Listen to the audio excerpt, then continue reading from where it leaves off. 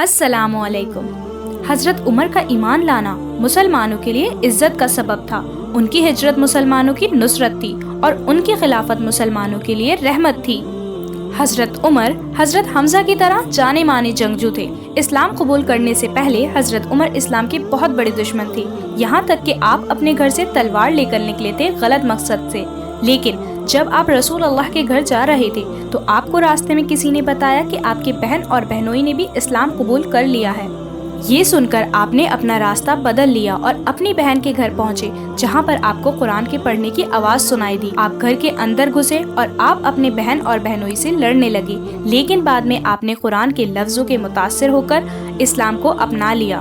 اللہ کی قدرت دیکھیں، جو عمر ابھی تلوار لے کر نکلے تھے اب وہ صحابی رسول بن گئے ہیں۔ حضرت عمر اسلام قبول کرنے کے بعد ہر ایک منافق اور کافر کے گھر پر گئے اور گیٹ کھٹکھٹایا۔ جیسے ہی سننا ہوتا تھا کہ عمر آئے ہیں، ویسے ہی روح نکل جاتی تھی، سناٹا سا پھیل جاتا تھا۔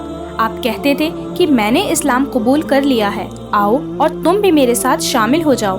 یہاں تک کہ آپ نے اعلان کروایا کہ اگر کسی کو اپنی بیوی کو بیوہ کرانا ہو، بچوں کو یتیم کروانا ہو تو وہ عمر کے مقابلے میں آئے۔ کسی میں اتنی ہمت نہ تھی کہ وہ آپ کا سامنا کرتا۔ حضرت عمر کے اسلام قبول کرنے سے پہلے مسلمان چھپ چھپا کر نماز پڑھا کرتے تھے، لیکن حضرت عمر کے اسلام قبول کرنے کے بعد مسلمانوں نے بے خوف ہو کر نماز پڑھنا شروع کر دیا۔ رسول اللہ صلی اللہ علیہ وسلم نے حضرت عمر کو فاروق کے لقب سے نوازا تھا، جس کا مطلب ہے سچ کو جھوٹ سے الگ کرنے والا۔ رسول اللہ نے فرمایا کہ اگر میرے بعد کوئی نبی ہوتا تو وہ عمر ہوتے۔ جس راستے سے حضرت عمر گزر جائے اس راستے سے شیطان گزر نہیں سکتا۔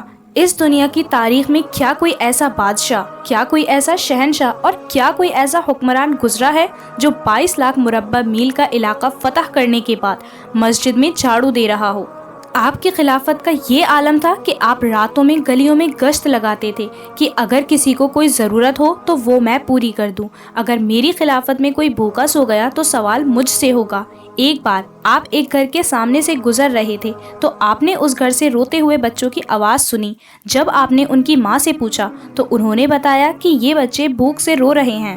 تو آپ عوام کے گودام میں گئے، وہاں پر حضرت عمر نے اناج کا بورا اپنی پیٹھ پر رکھا اور پھر ان بچوں کے گھر پر آئے اور اپنے ہاتھ سے انہیں کھانا بنا کر کھلایا۔ کافروں نے کہا کہ اگر ایک عمر اور ہوتا تو پوری دنیا میں اسلام پھیل جاتا۔ اتنی عظیم ہستی حضرت عمر رضی اللہ تعالی عنہ کی، جن کی سلطنت اسلام کے پھیلنے کے ذریعے سے بنی۔ حضرت عمر بن العاص رضی اللہ تعالی عنہ گورنر تھے مصر کے۔ ایک گھوڑ دوڑ میں ان کے بیٹے نے گھوڑا دوڑایا اور باقی لوگوں نے بھی گھوڑا دوڑایا۔ اس دوڑ میں ایک عام آدمی کا گھوڑا ان کے بیٹے کے گھوڑے سے آگے نکل گیا تو عمر بن العاص کے بیٹے کو غصہ آ گیا اور انہوں نے غصے میں اس عام آدمی کو مارنا شروع کر دیا۔ اس آدمی کے باپ نے حضرت عمر کے پاس آ کر فریاد لگائی۔ حضرت عمر نے پورے مدینے کو اکٹھا کیا، اس بچے کو بلایا، حضرت عمر بن العاص کے بیٹے کو بلایا اور اس عام آدمی کے بچے کو اپنی لاٹھی اور اپنا کوڑا دیا اور کہا کہ اسے تب تک مارو جب تک تیرے دل کو سکون نہ مل جائے۔ یہ انصاف تھا حضرت عمر رضی اللہ تعالی عنہ کا۔ آپ کی خلافت کے دور میں مسلمانوں کو یمن سے مان غنیمت میں کپڑے ملے تھے، اور جب حضرت عمر خطبہ دینے کے لیے مسجد میں آئے تو حضرت سلمان فارسی رضی اللہ تعالی عنہ کھڑے ہوئے اور کہنے لگے کہ جو مال غنیمت میں کپڑے ملے تھے اسے کسی بھی مسلمان کا کرتا نہیں بن رہا ہے، اور آپ تو ویسے بھی اتنے لمبے ہیں تو آپ کا کرتا کیسے بن گیا؟ تو حضرت عمر نے اپنے بیٹے حضرت عبداللہ بن عمر رضی اللہ تعالی عنہ کو کھڑا کیا اور انہوں نے بتایا کہ میرے پاس اتنا کپڑا نہیں تھا جس سے میرا بھی کرتا بنے اور ابا کا بھی کرتا بنے، تو اس لیے میں نے اپنے حصے کا کپڑا اپنے ابا کو دے دیا۔ یہ تھی اس وقت کی خلافت۔ آج ہم کہتے ہیں کہ آج ہمیں بولنے کا حق نہیں ہے، اور وہاں پر ذرا سی چیز پر بولنے کا حق تھا۔ یہ طور عالم تھا خلافت کا۔ حضرت عمر کی خلافت کے دور کا حضرت ابو عبیدہ ابن جراح رضی اللہ تعالی عنہ، حضرت خالد بن ولید، حضرت سعد ابن علی وقار رضی اللہ تعالی عنہ، یہ سب بڑے بڑے کمانڈر حضرت عمر کی خلافت کے وقت کے دور کے ہی تھے۔ حضرت عمر کی خلافت کے دور میں ہی سب سے پہلے مسلمان نے ہی بیت المقدس کو فتح کیا تھا۔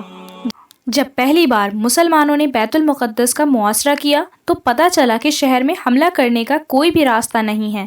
اس کے بعد یروشلم کو کچھ بڑے علماء اوپر مینار پر آئے اور کہنے لگے کہ اے مسلمانوں، اگر قیامت تک بھی تم یہاں کھڑے رہو گے تب بھی یہ شہر فتح نہیں کر پاؤ گے، لیکن ہاں، ایک درویش بادشاہ کے ہاتھوں یہ شہر فتح ہونا ہے۔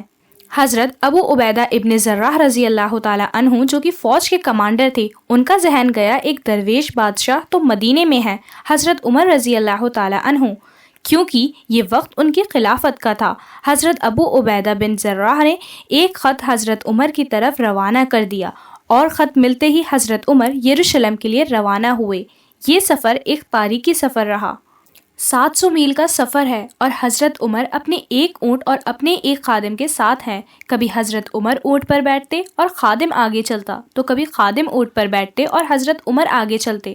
اور جب حضرت عمر یروشلم پہنچے تو خادم اونٹ پر بیٹھا تھا اور آپ اونٹ کے آگے چل رہے تھے، اور آپ کے کپڑے بھی کافی زیادہ پھٹے ہوئے تھے۔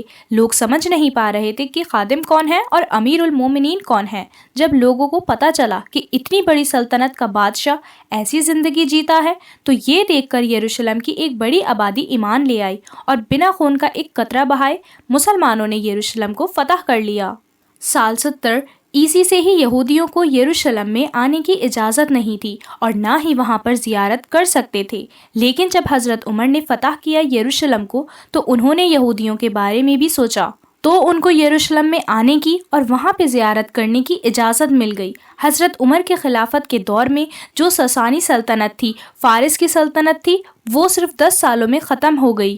ہرمجان جو کہ اس سلطنت کا ایک جنرل تھا، اسے حضرت عمر کے سامنے پیش کیا گیا تو آپ نے فرمایا یہ واجب القتل ہے، اس کا سر اس کے تن سے جدا کر دو۔ تو ہرمجان بولا کہ امیر المومنین مجھے پانی چاہیے، مجھے پیاس لگی ہے۔ تو حضرت عمر نے فرمایا اسے پانی دے دو، اور ہرمجان نے کہا آپ مجھے ضمانت دیجیے کہ جب تک میں یہ پانی نہ پی لوں تب تک آپ مجھے قتل کرنے کا حکم نہیں دیں گے۔ انہوں نے فرمایا ٹھیک ہے۔ پھر اس نے وہ پانی کا برتن پھینک دیا اور کہا اے امیر المومنین، آپ نے مجھے ضمانت دی تھی کہ جب تک میں پانی نہ پی لوں تب تک آپ مجھے قتل نہیں کریں گے۔ اس طرح اس نے اپنی جان بچا لی۔ پھر اس نے ابو لولو فیحوس کو چنا جو کہ حضرت مبیرہ کا غلام تھا، حضرت عمر کا قتل کرانے کے لیے، اور جب آپ مسجد میں امامت فرما رہے تھے تب اس نے پیچھے سے آ کر حضرت عمر پر 5 سے 6 خنجر سے وار کیا اور حضرت عمر کو شہید کر دیا۔